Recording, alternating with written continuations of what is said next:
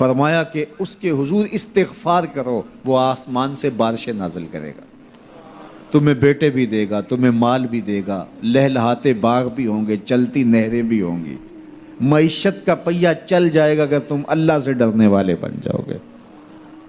تو آج ہم کہتے ہیں یہ ہو فلاں ماہر اور فلاں شخص ہو تو پھر ہماری معیشت بہتر ہو سکتی ہے۔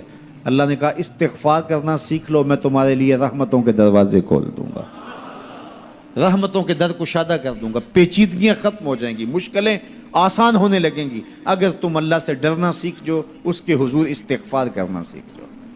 اور اگر تم ایسا نہیں کرو گے تو تمہارے اوپر نیچے سے عذاب نازل ہوگا۔ وَهُوَ الْقَادِرُ، وہ اس بات پہ قادر ہے، ان یبعث علیکم عذاباً، کہ وہ تمہارے اوپر عذاب نازل کرے، تمہارے اوپر سے، تمہارے نیچے سے۔ اللہ اکبر۔ اوپر کا عذاب کیا ہے کہ آسمان سے پتھر برسیں، نیچے کا عذاب کیا ہے زلزلے آئیں، یا پھر زمین فصل دینا چھوڑ جائے، زمین بنجر ہو جائے، یہ نیچے کا عذاب ہے۔ حضرت عبداللہ ابن عباس رضی اللہ تعالیٰ عنہ فرماتے ہیں اوپر کا عذاب یہ ہے تمہارے حکمران نااہل ہوں، اور نیچے کا عذاب یہ ہے تمہاری اولادیں نافرمان ہو جائیں۔ یہ اوپر اور نیچے کا عذاب ہے جس میں تمہیں مبتلا کر دیا جاتا ہے۔ یہ کب ہوتا ہے؟ جب تم اللہ کے حکموں کے نافرمان ہو جاؤ۔ جب چند لوگ اللہ کے نافرمان ہو جاتے ہیں تو پھر ان چند لوگوں کو انفرادی اذیتوں میں اور مشکلات اور پیچیدگیوں میں مبتلا کیا جاتا ہے۔ لیکن جب کوئی قوم من حیث المجموع اللہ کے حکموں کو توڑتی ہے اور اس کے حکام سے روح گردانی کرتی ہے تو پھر پوری قوم کو مشقتوں میں، اذیتوں میں، تکلیفوں میں مبتلا کر دیا جاتا ہے۔ اس کا علاج کیا بتایا؟ استغفار۔ حضرت نوح علیہ السلام نے جو اپنی قوم سے کہا تمہیں مال بھی ملے گا، تمہیں دولت بھی ملے گی، تمہیں بیٹے بھی ملیں گے، سرسبز جو ہے وہ باغات بھی نصیب ہوں گے، ان کی شاخیں پھلوں سے لدی ہوئی ہوں گی، چلتی ہوئی نہریں اور برستی ہوئی بارش، ساون کے نچڑتے ہوئے بادل، اور ماحول کی خنکیاں اور خوبصورتیاں اور جمال اور لہلہاتے ہوئے سبزے، اور تمہارے اوپر ہر طرح کی عنایات برسیں گی اگر تم اللہ سے ڈرنا سیکھ جاؤ گے اور اللہ کے حضور استغفار کرنا سیکھ جاؤ گے، تمہیں خوشحال اور خوبصورت زندگی عطا کر دی جائے گی۔ اللہ اکبر۔ لیکن اگر تم ایسا نہیں کرو گے تو تمہاری معیشت تنگ کر دی جائے گی۔ استغفار کریں، تقوی کے خوگر ہو جائیں، شکر کرنے کی عادت ڈالیں۔ جو شکر کرتے ہیں اللہ تعالیٰ ان کو اور زیادہ عطا فرماتا ہے، دنیا میں بھی اور آخرت میں بھی۔ اس طرح دوسروں کی پریشانیاں دور کریں، اللہ آپ کی پریشانیاں دور کرے گا۔ بانٹنے کا مزاج پیدا کریں، آپ کے پاس جو بھی ہے بانٹ دیں، علم ہے تو بانٹیں، خوشیاں ہیں تو بانٹیں، آپ کے پاس دولت ہے تو لوگوں کے دکھ اس دولت سے دور کرنے کی کوشش کریں۔ جب آپ بانٹنا شروع کر دیں گے تو آپ کا رب آپ کو عطا کرنا شروع کر دے گا۔ یہ بات ہو نہیں سکتی کہ انسان کی زندگی میں مشکل نہ ہو۔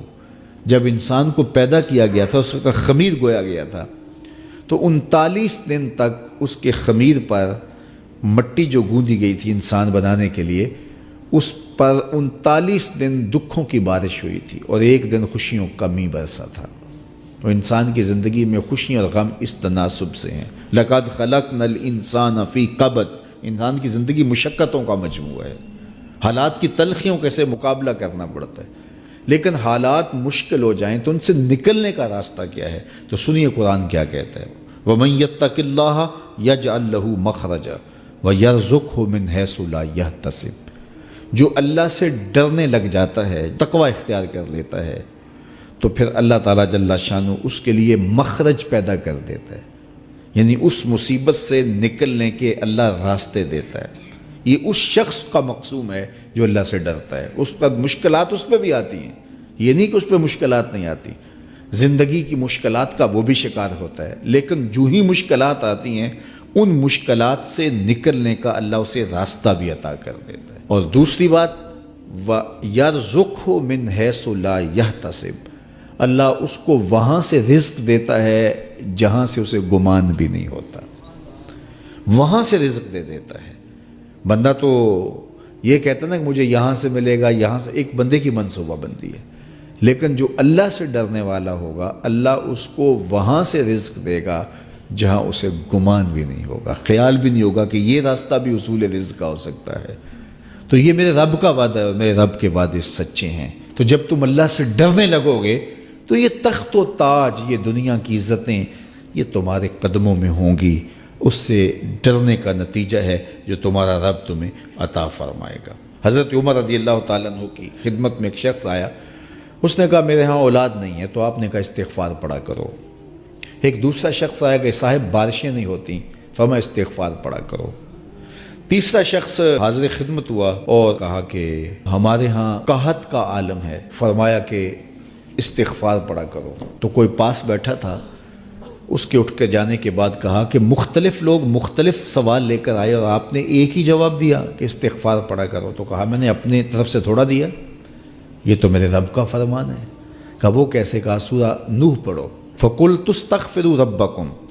حضرت نوح علیہ السلام نے اپنی قوم سے کہا کہ اپنے رب کے حضور استغفار کیا کرو، اِنَّهُ كَانَ غَفَّارًا۔ اس کا نتیجہ کیا ہے؟ جب تم استغفار کرو گے تو وہ تمہارے گناہ بخش دے گا۔ ایک تو فائدہ اس کا یہ ہوگا، وَيُرْسِلِ السَّمَاءَ عَلَيْكُمْ مِدْرَارًا، آسمان سے موسلا دار بارشیں بھی برسیں گی، وَيُمْدِدْكُمْ بِأَمْوَالٍ وَبَنِينَ، اور اللہ تمہیں استغفار کی برکت سے مالا مال بھی کر دے گا، وَبَنِينَ، اور تمہیں بیٹے بھی عطا کرے گا، وَيَجْعَلْ لَكُمْ جَنَّاتٍ وَيَجْعَلْ لَكُمْ أَنْهَارًا، تمہیں باغ بھی عطا کرے گا اور تمہیں چلتی ہوئی نہریں بھی عطا فرمائے گا۔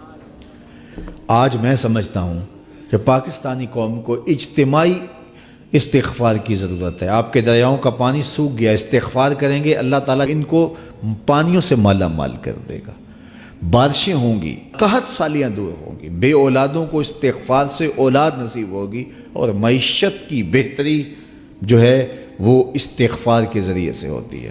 تو یہ 5 چیزیں بیان فرمائیں، تو استغفار سے خوشحال زندگی کا تصور ابھرتا ہے۔